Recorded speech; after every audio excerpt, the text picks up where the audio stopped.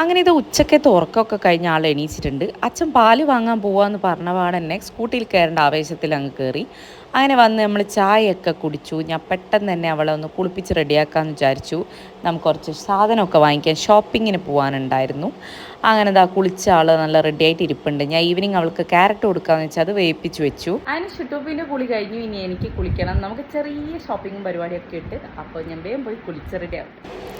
അതിനിതാ ഷട്ടപ്പെട്ടേന്ന് റെഡിയായി നമ്മളെല്ലാവരും ഇറങ്ങിയിട്ടുണ്ട്. കുറച്ച് പച്ചക്കറിയും സാധനങ്ങളൊക്കെ വാങ്ങിക്കാനുണ്ടായിരുന്നു. ദാ ഷുട്ടൂപ്പ് പിന്നെ വണ്ടിയിൽ പോകുന്നു എന്ന് പറഞ്ഞാൽ പിന്നെ അവൾ വീട്ടിലടങ്ങിയിരിക്കില്ല. അതുകൊണ്ട് പിന്നെ എനിക്ക് ഓളെ കൂട്ടാണ്ട് പോകാനുള്ള നിവൃത്തിയില്ല. അങ്ങനെ നമ്മളിതാ പച്ചക്കറി കടയിലെത്തി. കുറച്ച് സാധനങ്ങളൊക്കെ വാങ്ങിക്കാനുണ്ടായിരുന്നു. അപ്പോൾ അതൊക്കെ വാങ്ങിച്ചു. ഇവിടെ നല്ല ഫ്രഷ് പച്ചക്കറി കിട്ടുന്ന സ്ഥലമാണ്. അതുകൊണ്ട് നമ്മൾ അവിടെ തന്നെയാണ് പോകാറുള്ളത്.